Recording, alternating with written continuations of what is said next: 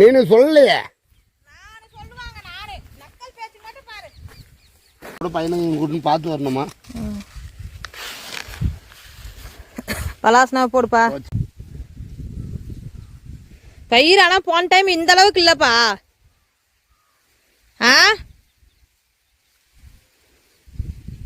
அந்த பக்கம் இருக்கிறது பூரா களை தானா? போன டைமுக்கு இந்த அளவுக்குலாம் இல்லை பயிர்த்துக்கு.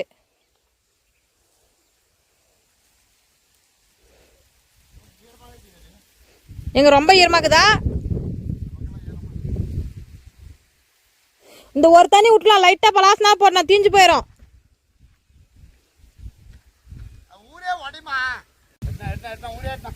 கொணா போட்டுமா? கொணா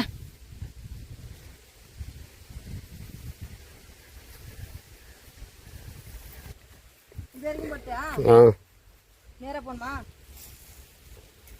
நல்லா விழுத்து போட. பக்கெட் ரொப்பி தூக்கி போடுறது அவன் கை வலிக்குமேன்னு சொல்லிட்டு வாங்கி நாம போட்டா நம்ம செய்யற வேலையும் ஒரு குறை சொல்றது. உங்க வீட்லயும் இப்படி இருக்காங்களான்னு சொல்லிட்டு மறக்காம சொல்லுங்க.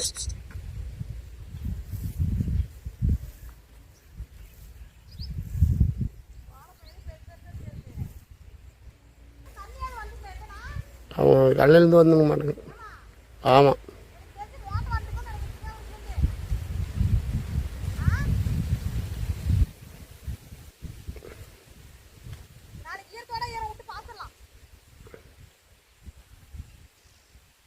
கொஞ்சம் ஹெவியான வேலை வந்து அவங்கள நான் செய்ய விட மாட்டேன். ஏன்னா அவங்களுக்கு எங்க கல்யாணத்துக்கு முன்னே வந்து கரண்ட் பிடிச்சிட்டு அந்த கை ரைட் ஹேண்ட்ல வந்து நம்ம வாட்சி கட்டுறதுக்கு மேல வந்து நல்லா குழியா இருக்கும். 2 விரல் தூரம் நல்லா அந்த அளவுக்கு குழியாயிட்டு இருக்கு. ஏன்னா கரண்ட் அந்த அளவுக்கு இது இருந்தது.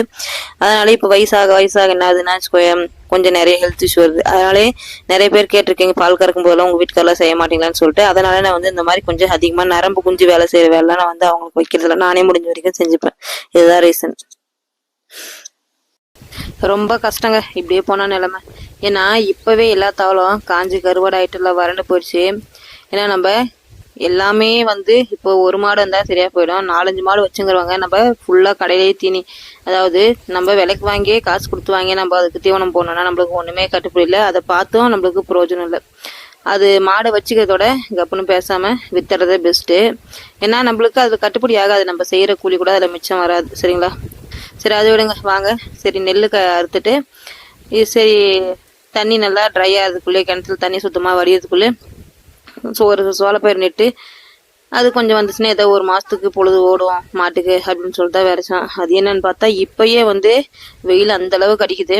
அடிக்கிற வெயிலுக்கு கிணறு ஃபுல்லாக வறண்டு போச்சு. இப்போ அந்த போர் மோட்டர் கொஞ்சம் நேரம் ஓடினா மட்டும்தான் தண்ணி வருது. சரி எப்படியாவது ஒரு 4-5 தண்ணி விட்டா சோளப்பயிர் வந்துருமே அப்படின்னு சொல்லிட்டு நாங்களும் தைரியமா விரைச்சிட்டோம். அதுக்கப்புறம் சரின்னு சொல்லிட்டு ஆல்ரெடி 2 தண்ணி கட்டிட்டோம். அப்பயும் பயிர் கொஞ்சம் கொஞ்சம் தான் வளர்ந்துங்குது. சரி அதுக்கப்புறம் நம்ம இன்னும் கொஞ்சம் பயிர் வளர்ந்து பின்னாடி ஊரிய போடலாம் அப்படின்னு சொல்லிட்டு பார்த்தா வச்சுக்கோயேன், இன்னும் சுத்தமா தண்ணி ஃபுல்லா ட்ரை ஆயிரும். அதுக்கப்புறம் போர் மோட்டர் தான் ஓடுது. இருந்தாலையும் அது வந்து என்ன பண்ணும், வெயில் அதிகமாக தண்ணி வந்து ரொம்ப கம்மியாக குதிக்க ஆரம்பிச்சிடும். தண்ணி இதில் வந்து மேலே வந்து குதிக்காது. எங்களுக்கு மேட்டில் வந்து தண்ணி பாயாது ஃபுல்லாக ஏரி அப்படின்றதுனால சரி ஊரிய போட்டு தண்ணி கட்டிடலாம். இந்த ஒரு தண்ணி கட்டி கொஞ்சம் ஊரிய போட்டா பயிர் கொஞ்சம் மேலே எழுகும், இன்னும் கொஞ்சம் ஹைட் ஆகும். அதுக்கப்புறம் தண்ணி விட்டுட்டா வச்சுக்கோ, இன்னும் ஒரு 8 நாள் இன்னொரு தண்ணி விட்டோம்னா ஓரளவுக்கு சரியா போயிடும். அப்படின்றதுனால தான் இப்போ சரி தண்ணி விட்டுறலாம் அப்படின்னு சொல்லிட்டு இந்த ஒரு வேலை. அது இந்த உரிய கிடைக்க வேலை எங்கே போய் தேடினாலும் இந்த உரிய பாடு பெரும்பாடாக இருக்குது. மூடி எல்லாம் போட்டு இந்த பக்கம் நல்லா ஒத்தாக்குது பயிர். இந்த பக்கம் தான் ஒழுங்காக விரைச்சிங்க. அந்த பக்கம் பயிர் முளைக்கலையா இல்லை ஒழுங்கா நீங்கள் இறக்கலையா? இப்போ கை வலிக்குது கால் வலிக்குதுன்னு நான் சவுண்ட் வரேங்க. ஒரு வேலை செய்யணும்னா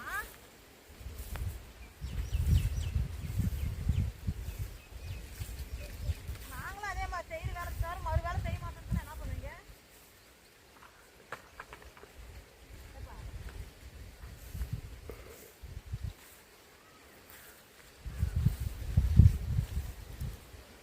நம்ம கிட்ட பச்சை தீவனம் இல்லாத ஃபுல்லா நம்ம காசு கொடுத்து வாங்கி மாட்டை சமாளிக்கிறது அப்படின்றது வந்து ரொம்பவே ஆகாத வேலை.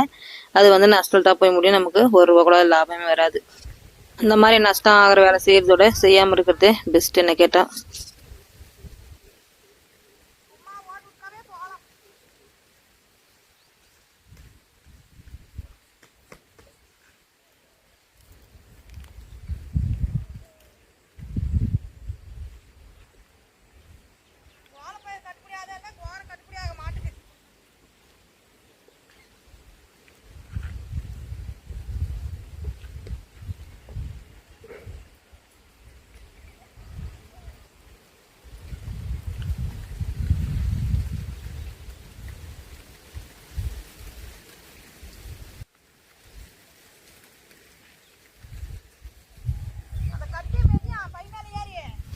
நீனு சொல்லலையே.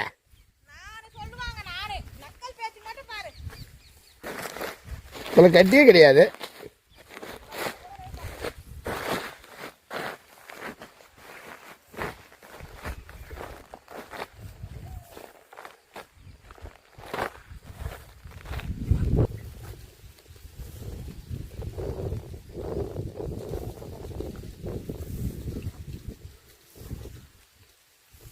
போட்டு அப்படியே பலாத்திரம் போட்டு வந்துடணும். கொஞ்சம் தாங்க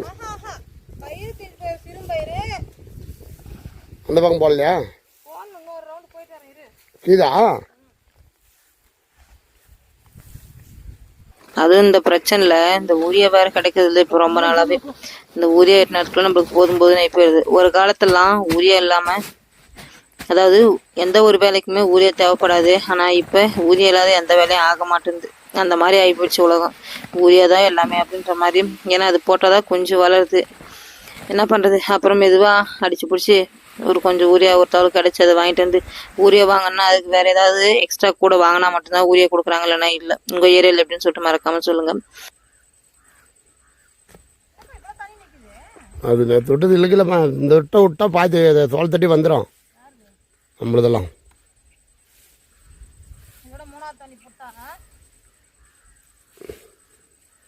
விரப்பு மேலே போடாதம்மா.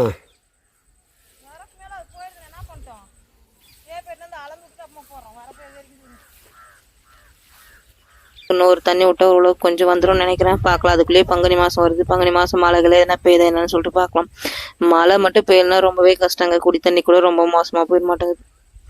என் கல்யாணம் ஆன புதுசுலாம் அந்த மாதிரி தான் இருந்துச்சு. ஏன்னா தண்ணி குடிக்கிற தண்ணிக்கே ரொம்ப ஒரு மோசமாக இருக்கும். ஏன்னா அப்போ எங்களுக்கு போர்லாம் போடல. அந்த டைம் குடிக்கிற தண்ணிக்கே வந்து ரொம்ப மோசமாக இருக்கும். குடம் எடுத்துகிட்டு போய் அங்கங்கே எடுத்துன்னு வருவோம். அப்போ மாடும் இல்லை, ஒரே மாடு தான் வச்சுருந்தாங்க எங்கள் வீட்டில்.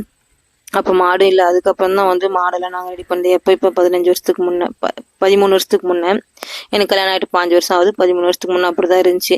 குடிக்கிற தண்ணி வேணா ஒரு மாட்டுக்கு தானே, ஒரு 1.5 குடம் தண்ணி இருந்தால் சரியா போய்டும் மாதிரி இருந்துச்சு. ஆனால் இப்போ நம்ம மாட்டுக்கு தண்ணி இல்லைன்னா ஒன்றும் பொழப்பே ஓடாது. என்ன நம்மள பண்ணிக்கலாம், மாட்டுக்கு என்ன பண்ண முடியும் சொல்லுங்க பார்க்கலாம். அது கவனிச்சா மட்டும்தான் அது நம்மள கவனிக்கும், இல்லைன்னா ஒன்றும் அங்கே பொழப்பு வேலைக்கு ஆகாது. அந்த மாதிரி தான். அதுக்கப்புறம் ஒரு வழியா மாட்டுக்கு இது, அதுக்கப்புறம் ஒரு வழியா பயிற்றுக்கு ஃபுல்லாக ஊரியா போட்டேன். ஊரியா போட்டு ஒரு கொஞ்சம் ஊரியா மிச்சம் ஆயிடுச்சு.